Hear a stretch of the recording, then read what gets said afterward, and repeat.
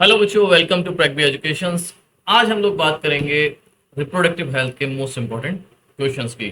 चलिए फिर शुरू करते हैं। हम पहला क्वेश्चन हमसे यहाँ इस क्वेश्चन में पूछ रहा है कि which of the following technique is ban in India. इनमें से कौन सी टेक्निक बैन है इंडिया में। पहला ऑप्शन देखा यूएसजी अल्ट्रासोनोग्राफी, दूसरा ऑप्शन है sterilisation, third option is amniocentesis and fourth option is IVF.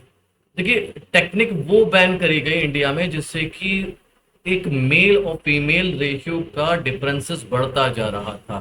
ठीक है। एक्चुअली जो ये टेक्निक है जिसका मैं बारे में बात कर रहा हूँ, ये टेक्निक है अम्नियोसिंथेसिस। करेक्ट आंसर आपका अम्नियोसिंथेसिस। मैं आपको बताया था अम्नियोसिंथेसिस में क्या होता है कि हम लोग क्या करते हैं, एक निडल से एम्ब्रियोनिक सेल लेते हैं, चाहे स्किन का चाहे लिवर सेल, जो भी आपको अम्नियोटिक फ्लूइड में मिल जाते हैं उनको ले लेते हैं और क्रोमोसोमल पैटर्न देखते हैं, तो वहां पर हेरिडिटी डिसऑर्डर्स वगैरह देखने को मिल जाते हैं। इसका इस्तेमाल कुछ जगह पर फीमेल सेक्स डिटर्मिनेशन के लिए करा जाता है और फीमेल फिटिसाइड इससे बढ़ जाता है। इसी वजह से क्या हुआ कि गवर्नमेंट ने इसको क्या कर दिया बेटा, बैन कर दिया। तो करेक्ट आंसर हमारा हो गया C, amniocentesis. Moving to next question, which of the following is non steroidal pill. इनमें से कौन सी नॉन स्टेरॉइडल पिल है।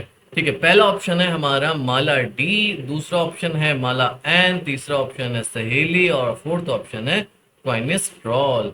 देखिए, Mala D, Mala N, quinestrol all are steroidal pill, है ना।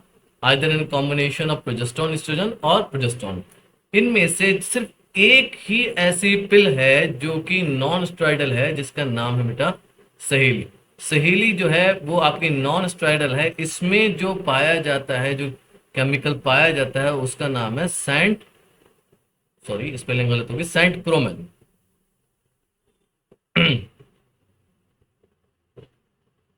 सेंट क्रोमेन। ठीक है। इसको बनाया गया था CDRI लखनऊ में। ठीक है। और इसको लिया जाता है बेटे वीकली, वीकली लेते हैं, वंस इन अ वीक। तो सहेली एक ऐसी नॉन स्टेरॉइडल पिल है जिसमें सेंट्रोमन पाया जाता है और ये बहुत ही ज्यादा इफेक्टिव है और लीस्ट साइड इफेक्ट के साथ मार्केट में आई जाती है। अगला देखते हैं, विच of the following contraceptive method make uterus unsuitable for implantation.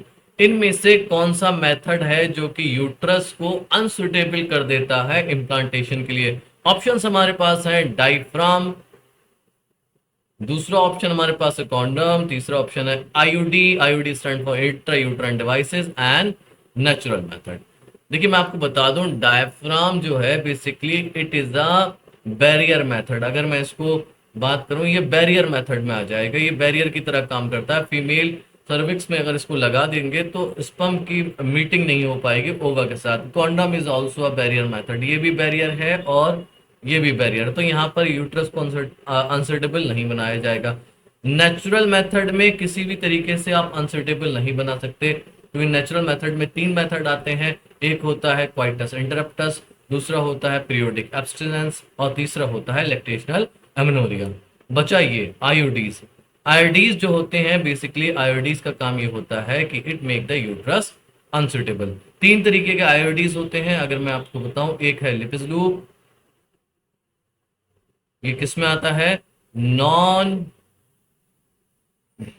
Medicated में। Okay.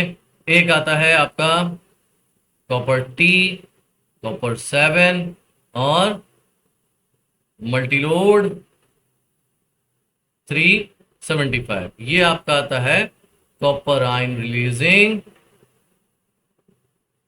IUDs, copper ion releasing IUD. IUDs stand for intra uterine devices. And अगला आता है आपका प्रोजेस्टेरेट। ठीक है। ये आपका जो है, ये आपका हार्मोनल है, हार्मोनल आईयूडी। तीनों के एक्शन के बारे में अगर बात करी जाए तो आपका लिपिज लूप जो है ये इंक्रीज करता है फैगोसाइटोसिस ऑफ द स्पर्म।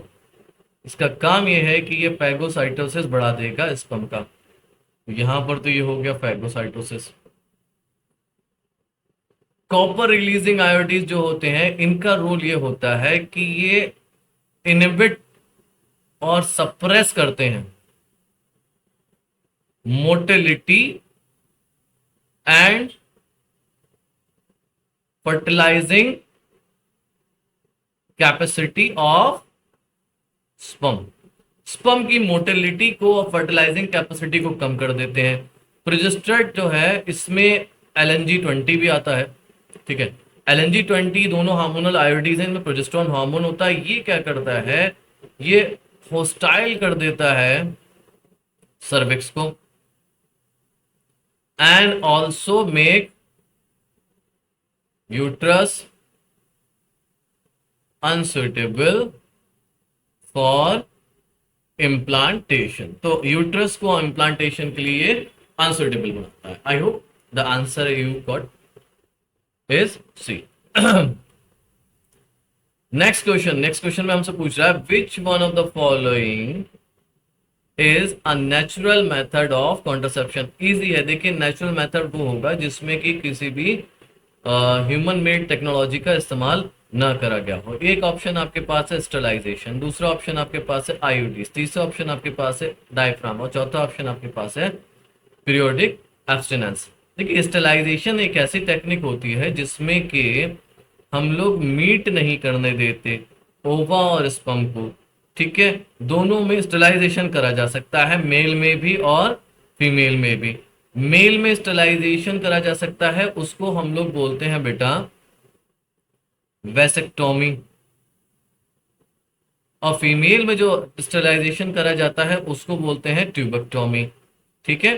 तो ये भी किस में आते हैं, ये सर्जिकल मेथड है, ये आर्टिफिशियल में आ गया, ठीक है। अब ये देखिए आयोडीज जो है, मैंने आपको पिछले ही स्लाइड में बताया था कि लिपिस लूप है और कॉपर रिलीजिंग है, हार्मोनल है, ये इंसर्ट करी जाती हैं कहाँ पर, फीमेल बॉडी में। तो नेचुरली तो कोई इंसर्ट होते आएगा नहीं कोई भी दुनिया में, तो ये भी कैसी हो गई सॉरी आर्टिफिशियल हो गई। डायफ्राम भी एक बैरियर मेथड है, इनको भी क्या करा जाता है, इंसर्ट करा जाता है। तो ये भी क्या हो गया बेटा, आर्टिफिशियल हो गए। अब बचा हमारे पास हमारा आंसर जिसका नाम है पीरियोडिक एब्स्टिनेंस। पीरियोडिक एब्स्टिनेंस में क्या होता है कि जब मेंस्ट्रुअल साइकिल चल रही होती है उसमें सेफ डेज आते हैं जिसमें ओवर रिलीज होने के बाद डिजेनरेट हो चुका होता है। 10 to 17 डे जो होता है मेंस्ट्रुअल साइकिल का, इसको हम लोग मानते हैं सेफ डे, ठीक है। तो इस दौरान अगर कोई क्वाइटस या कोर्टशिप करता है तो ये मेथड सेफ है।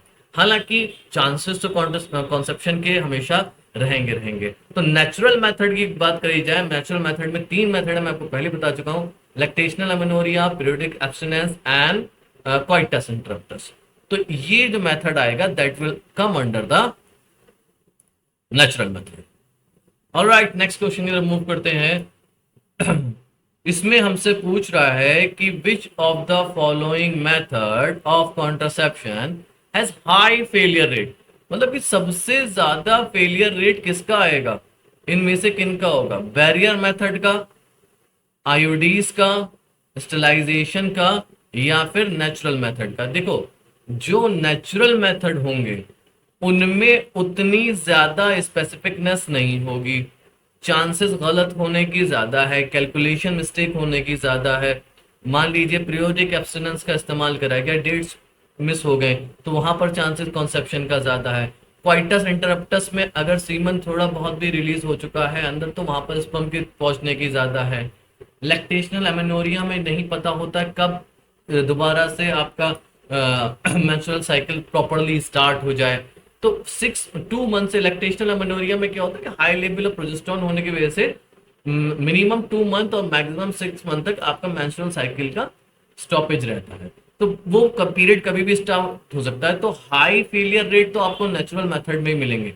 स्टरलाइजेशन में तो नील की बराबर होता है फेलियर, और बैरियर मेथड में भी ऑलमोस्ट नील ही है फेलियर।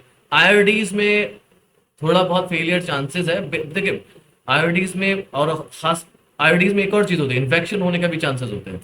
तो हम लोग नेचुरल मेथड को सिलेक्ट करेंगे क्योंकि नेचुरल मेथड में कैलकुलेशन मिस्टेक ज्यादा है जिसकी वजह से आपका फेलियर रेट ज्यादा होगा। तो इसका आंसर हमारा हो जाएगा natural method. Next question just opposite तो नहीं है। नेक्स्ट क्वेश्चन हमसे पूछ रहा है which of the following method of contraception has least side effect इनमें से किसके सबसे कम साइड इफेक्ट होंगे? देखिए ऑप्शन देख लेते हैं। हमारा पहला ऑप्शन है आईओडी, दूसरा ऑप्शन है पिल्स, तीसरा ऑप्शन है क्वाइटस इंटरप्टस और फोर्थ है सर्वाइकल कैप।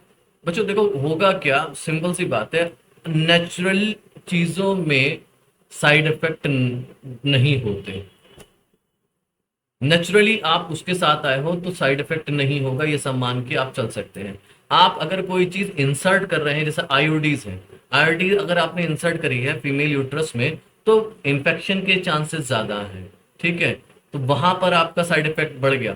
पिल्स लेते हैं, पिल्स के तो कई सारे साइड इफेक्ट हैं, एंजाइटी भी आता है, इवन सर्टेन केस कैंसर भी हो जाता है, हैवी ब्लीडिंग भी होने लगती है, मूड स्विंग्स भी होने लगते हैं, काफी सारे पिल्स के हैं। सर्वाइकल कैप भी आप इंसर्ट कर रहे हैं तो चांसेस ऑफ कंटामिनेशन और infection is always higher in artificial method, ठीक है।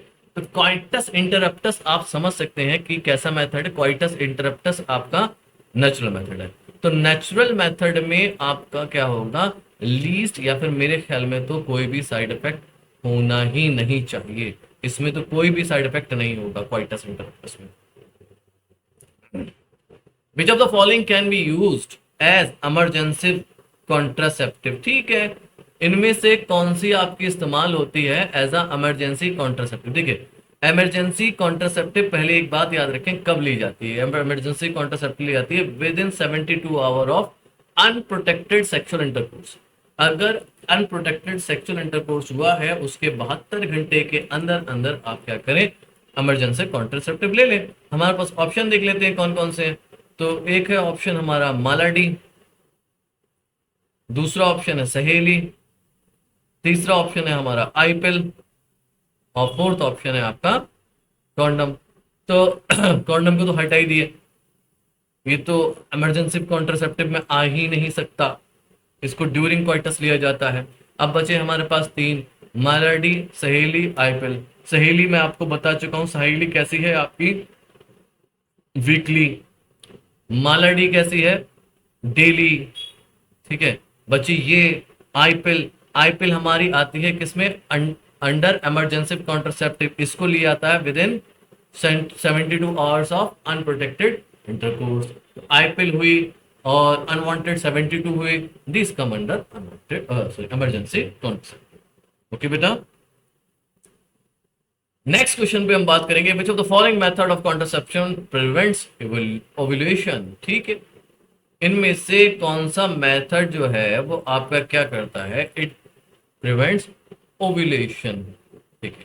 ओव्यूलेशन कब प्रिवेंट होगा, ये बात समझो, ओव्यूलेशन तब प्रिवेंट होगा जब आपकी बॉडी को ये महसूस हो कि मेरी बॉडी में प्रोजेस्टेरॉन का लेवल ज्यादा है और एंडोमेट्रियम की थिकनेस मेंटेन है, शायद वो प्रेगनेंसी के लिए तैयार हो रहा है ना, तब ओव्यूलेशन नहीं होता, उस दौरान ओव्यूलेशन नहीं होता। तो मैं अगर बात करूं पहले ऑप्शन की जहां पर मुझे दे रखा है पिल्स, तो पिल्स में अगर आप देखेंगे, पिल्स में आपका क्या होता है, प्रोजेस्टेरॉन होता है। दूसरा ऑप्शन डिपो प्रोवेरा, ये एक इंजेक्शन है, ठीक है। नॉर प्लांट ये एक इम्प्लांट है। इन तीनों में आपका क्या होता है, प्रोजेस्टेरॉन होते हैं। प्रोजेस्टेरॉन का अमाउंट जब तक बॉडी में रहेगा, हाई अमाउंट रहेगा, तब तक एक सिग्नल जाता रहेगा आपके पिट्यूटरी को कि भाई एफएसएच और एलएच, एफएसएच हाँ और एलएच नहीं सिक्रीट करें क्योंकि अभी प्रोजेस्टेरॉन मौजूद है, तो ओव्यूलेशन नहीं होगा। तो करेक्ट आंसर इस हिसाब से हमारा हो जाएगा, तीनों ही करेक्ट है, हम तीनों को लगा सकते हैं, तो करेक्ट आंसर हमारा हो जाएगा ऑल ऑफ द अबव, तीनों की तीनों पिल्स, डिपो प्रोवेरा जो कि इंजेक्शन है, ठीक है, और नॉप्लांट जो कि इम्प्लांट है। 6 मैच स्टिक साइज कैप्सूल होते हैं जो अंडर आर्म आपके सबक्यूटेनियसली इंजेक्ट इम्प्लांट करे जाते हैं, जो कि 5 से 6 ईयर तक का प्रोटेक्शन देते हैं। इसमें आपका प्रोजेस्टेरॉन जो होता है स्लो रिलीज होता है। अगला क्वेश्चन हमारे पास है कि a contraceptive pill develop by the scientist of CDRI Lucknow. मैं अभी बात कर चुका हूं, जल्दी से जवाब दे दो बच्चों, जो भी इसको देख रहे हैं खुद ही जवाब दे दो। यस, आपने करेक्ट आंसर दिया है, मैं समझ रहा हूँ कि दिस इज सहेली। सहेली जो है आपकी डेवलप करी गई है हमारे लखनऊ शहर में। मुस्कुराइए, आप लखनऊ में। ओके, तो एमटीबी अच्छा क्वेश्चन है। MTP is relatively safe during, MTP बेटा होता है मेडिकल टर्मिनेशन ऑफ प्रेगनेंसी और इंड्यूस्ड अबॉर्शन, इसको समझ लीजिए आप। एमटीपी क्या है? एमटीपी कहते हैं हम लोग मेडिकल टर्मिनेशन ऑफ प्रेगनेंसी, और या फिर हम उसको कहते हैं इंड्यूस्ड अबॉर्शन। देखिए कि कब करा जाता है? जब मदर और फीटस किसी की भी हेल्थ को नुकसान हो, ठीक है, तो उसको सेफ रखने के लिए हम एमटीपी करते हैं। एमटीपी में हम क्या करते हैं? अबॉर्शन करते हैं, मगर ये वॉलेंट्री है।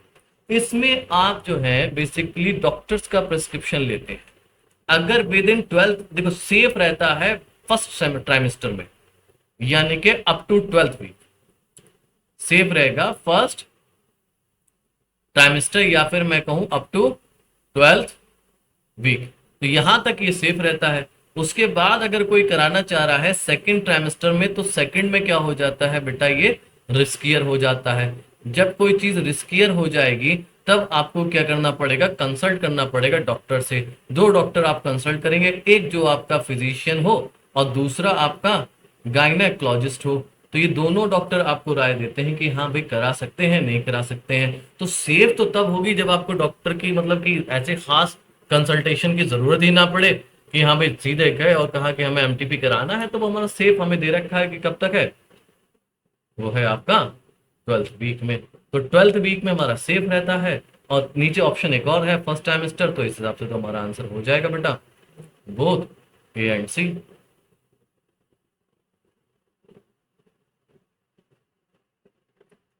चलिए अगला क्वेश्चन देख लेते हैं। अगला क्वेश्चन है हमारा कि which contraceptive method provide some protection against HIV. ठीक है, इनमें से कौन सा कॉन्ट्रासेप्टिव मेथड हमें प्रोटेक्शन देता है अगेंस्ट एचआईवी? एचआईवी आप सब जानते हैं, एचआईवी एक इंफेक्शियस डिजीज है। हालांकि नॉन कंटेजियस है कि डायरेक्ट कांटेक्ट से नहीं होगा, फिजिकल कांटेक्ट से होगा, सेक्सुअल ट्रांसमिटेड डिजीज है। तो अगर मैं एचआईवी की बात करूं, एचआईवी से प्रोटेक्शन सिर्फ और सिर्फ एक ही चीज दे सकती है। देखो आईओडीज में, पिल्स में और पीरियोडिक एब्स्टिनेंस में as such male reproductive part को कोई प्रोटेक्शन नहीं है, ना ही फीमेल रिप्रोडक्टिव पार्ट को, क्योंकि ये फ्लूइड से होता है। फ्लूइड अगर बॉडी के अंदर पहुंच गया तो फ्लूइड के साथ वो वायरस भी पहुंच सकते हैं, तो फ्लूइड के थ्रू ये डिजीज फैलती है। तो फ्लूइड को जाने से सिर्फ और सिर्फ रोक सकता है वो है कॉन्डोम। ठीक है, आयोडीन नहीं रोक पाएगा, पिल्स नहीं रोक पाएंगी, और पीरियोडिक एब्स्टिनेंस तो बिल्कुल भी नहीं। ठीक है, तो एचआईवी इन्फेक्शन को कुछ एक्सटेंट तक रोक सकता है कॉन्डम। तो कॉन्डम आपका आता ही इसीलिए है कि ये आपका बेस्ट बेटर है to prevent from sexually transmitted disease.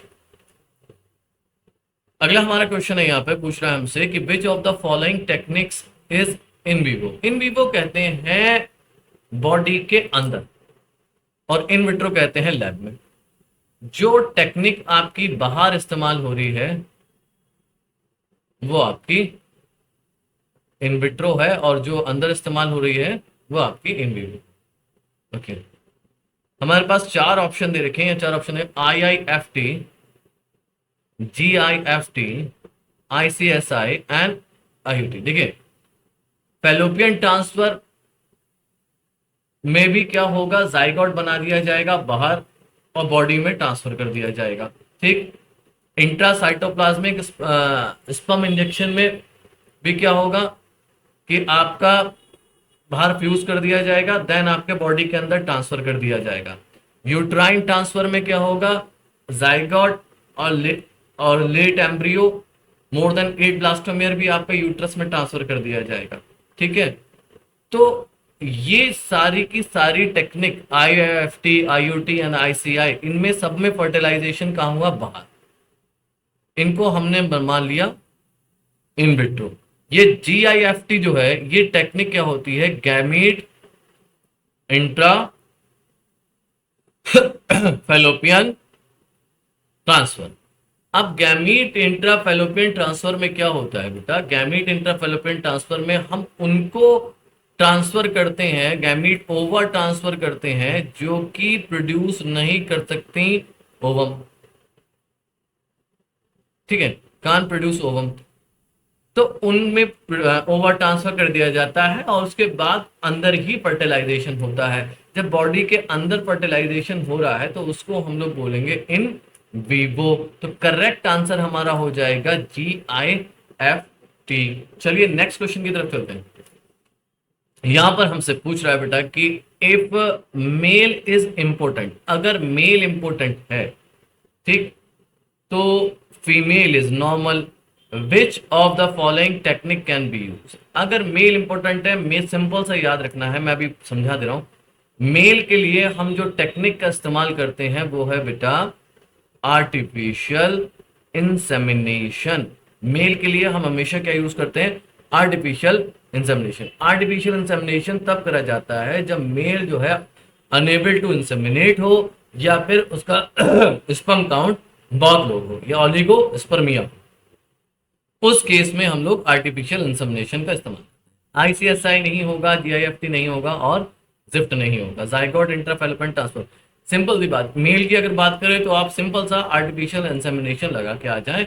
Artificial insemination में हम क्या करते हैं, either sperm is collected from a healthy male और हेल्दी डोनर। ठीक है, तो या तो मेल से ले लो या हेल्दी डोनर से ले लो और उसको इंट्रोड्यूस करा दो इनटू द फीमेल बॉडी और फर्टिलाइजेशन हो जाएगा। अगला क्वेश्चन हमसे पूछ रहा है कि which IVF in vitro fertilization, in vitro fertilization IVF include करता है। IVF किसको इंक्लूड करता है, इन विट्रो फर्टिलाइजेशन कौन सा हो रहा है, इन विट्रो गैमीट इंट्राफैलोपियन ट्रांसफर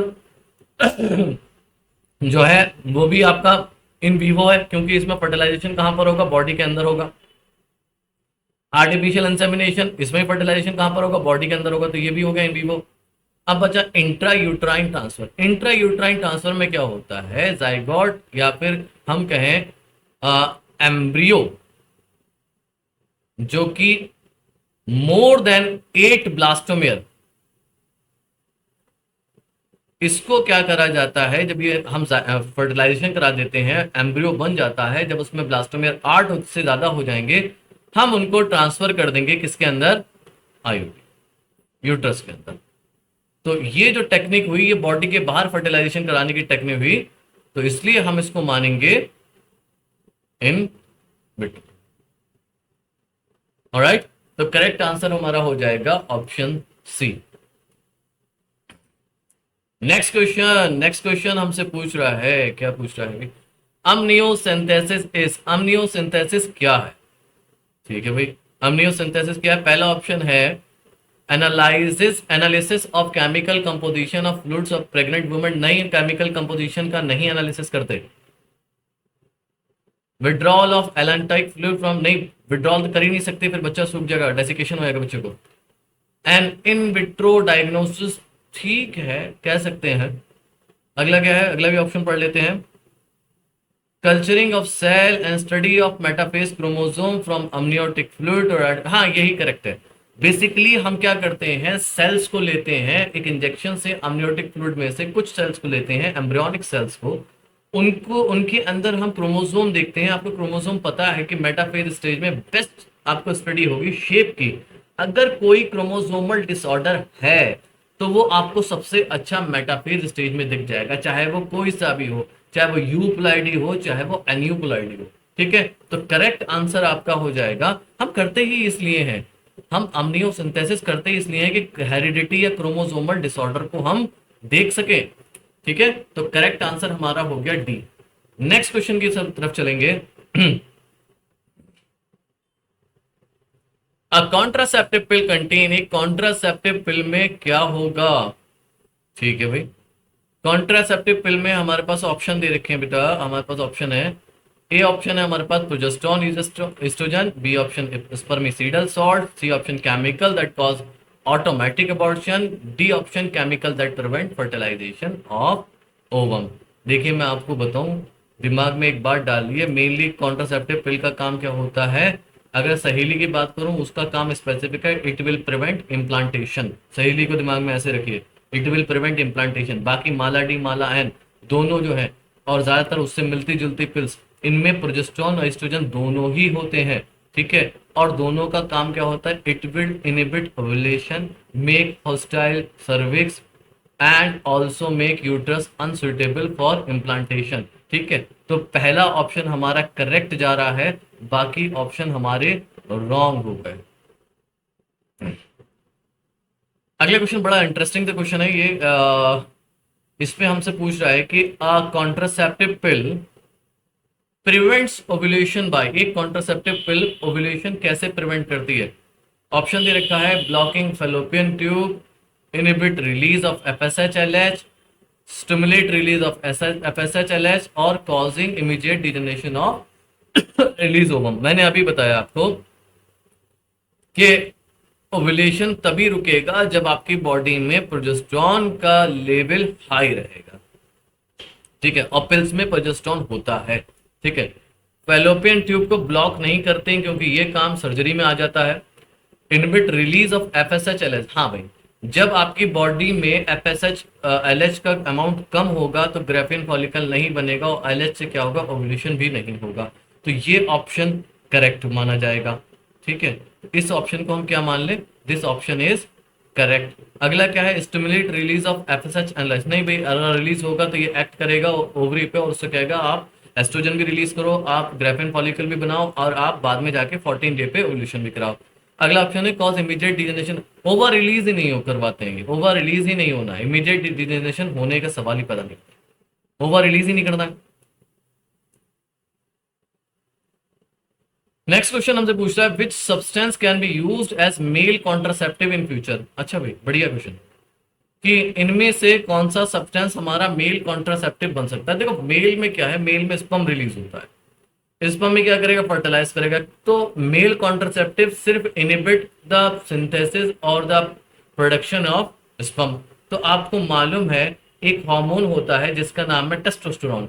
जब स्पर्म अच्छी खासी क्वांटिटी में बन जाता है तो ये नेगेटिव फीडबैक देता है टू द एंटीरियर पिट्यूटरी और हाइपोथैलेमस। हाइपोथैलेमस को जाके बोलेगा कि भाई अब जीएनआरएच मत रिलीज करो, एंटीरियर पिट्यूटरी को बोल देगा कि अब आप एफएसएच और एलएच रिलीज मत करो।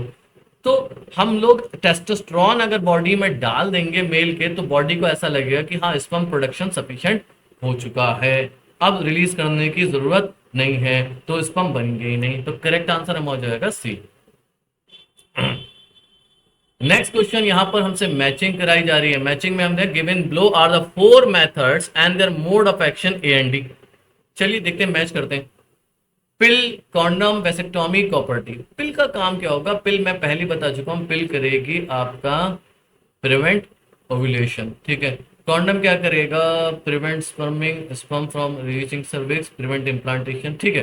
पहला ऑप्शन ये क्या करेगा, ये स्पर्म को पहुंचने नहीं देगा, ब्लॉक कर देगा सर्विक्स से। वैसेक्टोमी ये आपका वास्ट डिफरेंस में कट एंड टाई करा जाता है, वैसेक्टोमी हो जाएगा इसमें, हाँ ठीक है। तो ऑप्शन हमारा प्रिवेंट इम्प्लांटेशन नहीं, दूसरा option sperm contain no semen contain no sperm, ठीक है भाई। सीमन तो आपका उससे निकलेगा ना, ग्लैंड से, एसोसिएटेड ग्लैंड से, सेमाइनल वेसिकल, प्रोस्टेट एंड बल्बोयूथ्रल। तो वैसेक्टोमी में क्या होगा, सीमन कंटेन नो स्पर्म। तो कॉपर्टी फाइनली क्या हो गया, प्रिवेंट इम्प्लांटेशन। हालांकि ये मेन रूल किसका है, हार्मोनल का। तो ये ऑप्शन हो गया, मैच करके देख लेते हैं। ए सी बी डी नहीं, ए नहीं, ए सी बी ए, ठीक है, सी डी, ठीक। तो करेक्ट आंसर हमारा सी। नेक्स्ट क्वेश्चन हमसे पूछ रहा है consider the statement and answer as directed thereafter, ठीक है। कुछ स्टेटमेंट है, पूछ रहा है which of the following above statement are correct. पढ़ लेते हैं। पहला स्टेटमेंट हमसे कह रहा है कि विच मेडिकल टर्मिनेशन ऑफ प्रेगनेंसी और एमटीपी फर्स्ट टाइमेस्टर, ठीक है, जनरली सेफ ही होती है, पहले टाइमेस्टर में सेफ है। दूसरा ऑप्शन है हमारे पास, generally the chances of conception are nil until mother breast feed infant up to 2 year. नहीं भाई, मैक्सिमम जो मैक्स है बेटा वो 6 मंथ का है और मिनिमम 2 मंथ्स का है, ठीक है। तो ये ऑप्शन हमारा गलत हो गया, बी इज रॉन्ग, ठीक है। Intra uterine devices like property और अफेक्टिव कॉन्ट्रासेप्टिव। हाँ भाई बिल्कुल अफेक्टिव कॉन्ट्रासेप्टिव है, तो ये हमारा ऑप्शन करेक्ट है, ये भी करेक्ट था, तो उस पर टिक लगा दे रहे हैं। Contraception pill may be taken up to 1 week after coitus to prevent. नहीं भाई 1 वीक तक तो इम्प्लांटेशन हो जाएगा, 7वें दिन इम्प्लांटेशन हो जाता है बच्चों, ठीक है। तो कब लेनी है? Within 72 hours of unprotected intercourse. तो ये भी हमारा गलत हो गया, option A and C are correct, तो पहला ही ऑप्शन हमारा करेक्ट है। नेक्स्ट क्वेश्चन, नेक्स्ट क्वेश्चन है test tube baby means a baby born when. Test tube baby का मतलब क्या है? It is develop in a test tube, no. It is develop through tissue culture method, no. The ovum is fertilise externally and thereafter implanted in uterus. बिल्कुल सही बात है, यही correct answer है। लास्ट ऑफ पूछ ले रहा हूं, it develop from non fertilise egg, no. तो A is wrong, B is wrong and D is also wrong, तो करेक्ट आंसर हो गया हमारा सी। ऑलराइट, तो ये था बच्चों ह्यूमन रिप्रोडक्टिव हेल्थ पे हमारे कुछ क्वेश्चंस। ओके बेटा, तो ये रहे। और बच्चों अगर आपको एक फ्री सेशन बुक करना है तो नीचे एक लिंक दिया है, तो आप उसको भी क्लिक कर सकते हैं, तो आप हमारे साथ एक सेशन ले सकते हैं of physics chemistry and bio with the special head of departments, ठीक है। एंड और अगर आप चाहते हैं ऐसी मज़ेदार ऐसी इंटरेस्टिंग क्वेश्चन को सॉल्व करना, तो नीचे ये हमारी ऐप का लिंक दे रखा है, अभ्यास ऐप का, जिस पे आप क्लिक करके ऐसे ढेरों सारे सवाल सॉल्व कर सकते हैं, ठीक है बच्चों। हम नेक्स्ट चैप्टर के साथ मिलेंगे, जिस चैप्टर का नाम है sexual reproduction in flowering plant. Till then bye bye, take care.